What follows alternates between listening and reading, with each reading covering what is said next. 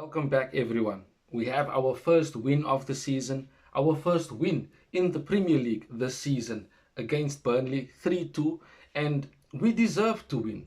We certainly were the better team, quite how we were against other teams this season, most notably Arsenal and, of course, Fulham. Now, Ruben Amorim certainly needed to win this game, and he did. It was, looking quite good in the opening stages when we were putting it onto Burnley and definitely creating the more clear-cut chances. But we simply just still struggle to score and put away the chances that we create. Now, the opening goal was an own goal, but it is still an opportunity that we took and basically went in the lead with. The equalizer, yeah, we need to defend much, much better. That's just how I see things. We're still conceding the same type of goals. We can't defend crosses.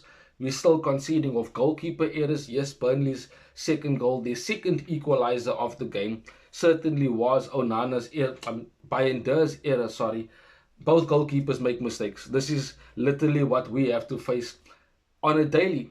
But there is transfer news, there is updates, it is deadline day, and I'll speak about that in another video, not necessarily this particular video, because I basically want to speak about the Burnley win and just where do we go from here. I will mention the transfer updates on a new goalkeeper that is basically coming in, and I'll speak a bit about Sancho and Antony that are basically gone, just like Garnacho and Højlund. But on the Burnley game, we certainly were the better team, as I said earlier, and we made it quite hard for ourselves with the way we conceded goals, with the way we still look very easy to play against. But these things can be fixed, it can be coached. It was avoidable goals that we conceded. We can learn and do much better when trying to stop a cross.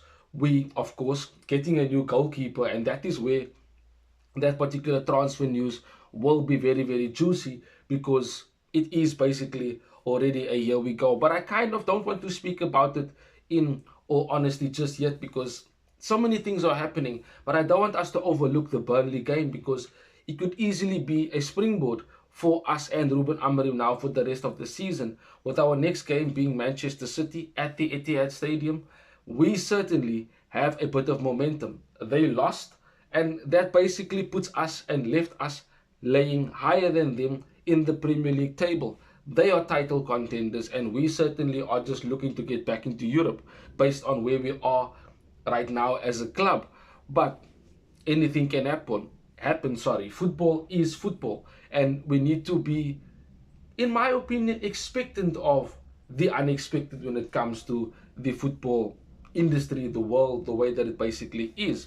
Now, Burnley themselves, they got encouragement based on how Bayinder, made the mistakes that he made, and that in itself left us having to work much harder to get the win. Now, the fighting spirit was there. We definitely had some good repeatable patterns in terms of how we created chances, and when the likes of Benjamin Sesko came on, we looked much more of a threat. Joshua Zirkzee, I think, had a good game when he came on. Kobbie Mainoo, not really sure why he's still complaining about minutes, but had a very good game when he came on and allowed us to have more control of the ball, as I keep asking for. That is what he did when he came on.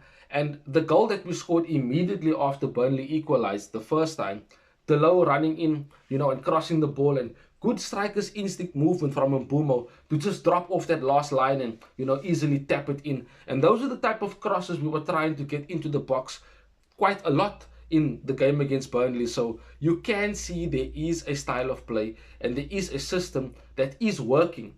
We just need to iron out certain details in terms of how we get played through, and of course how we defend crosses, set pieces, and of course getting a goalkeeper can solve quite a few of those problems. Of course, it took a Bruno penalty who again saved Man United, and a lot of people expected him to miss, but I wasn't one of those people. It's very rare that Bruno Fernandes misses a penalty, and he scored it in the 97th minute. The pressure was definitely on him, and United get the 3 points, and that must be a springboard for where we go from here. Now, the Burnley game happened. We got the 3 points. It's good. It's fantastic. We celebrated, and that is what we have to do. We must celebrate the wins because there's no easy games in the Premier League. But it's the transfer news that is very, very important, especially in deadline day today. And first, we'll talk about Lammens, who is a here we go as per Fabrizio Romano. And of course, David Ornstein brought out the report saying that we've agreed a fee with Royal Antwerp, and Lammens is traveling to Manchester to complete his medical and of course officially become a Manchester United player. The goalkeeping issues seemingly looks resolved. We know that Lammens will come in and compete for the number one position and certainly will want to be Manchester United's number one.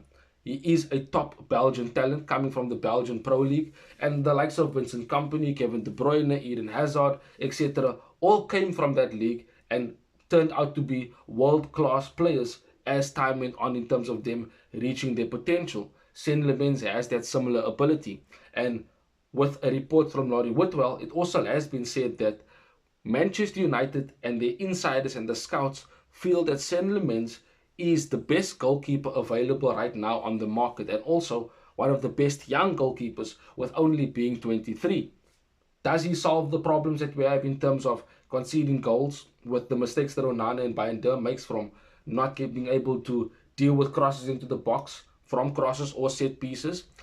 Does it solve the problem for us when we are trying to defend and someone takes a shot and it gets parried straight to the attacker and gets tapped in? We'll have to wait and see. But Manchester United do have a new goalkeeper coming in Lammens. The report is out there, and we definitely, and I certainly am excited for him.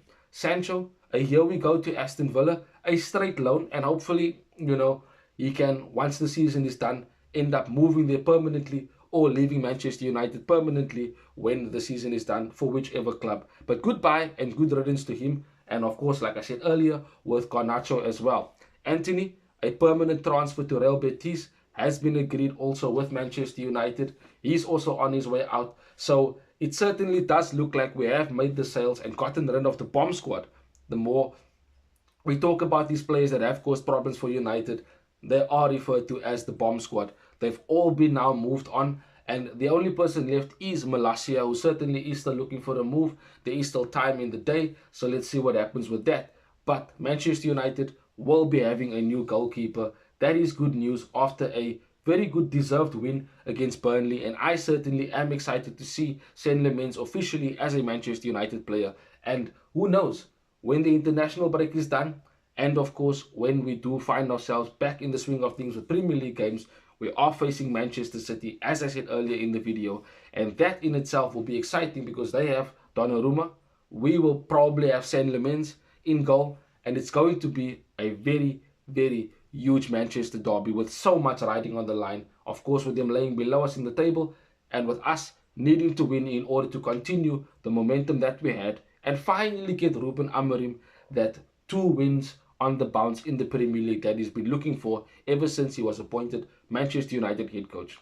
Anyway, let me know in the comment section what you think about Manchester United signing Lammens. Do you think it's a good idea over Emiliano Martinez from Aston Villa? What are your thoughts, of course, on the win against Burnley? And let me know, do you think Manchester United will sign a midfielder before the deadline day is over, before the transfer window closes? I would like to definitely engage with you once I see the comments. Have a wonderful day further. Till we see each other again soon in the next one, Red Devils. Bye-bye. Thanks for watching. If you want more content on Manchester United, like, share and subscribe.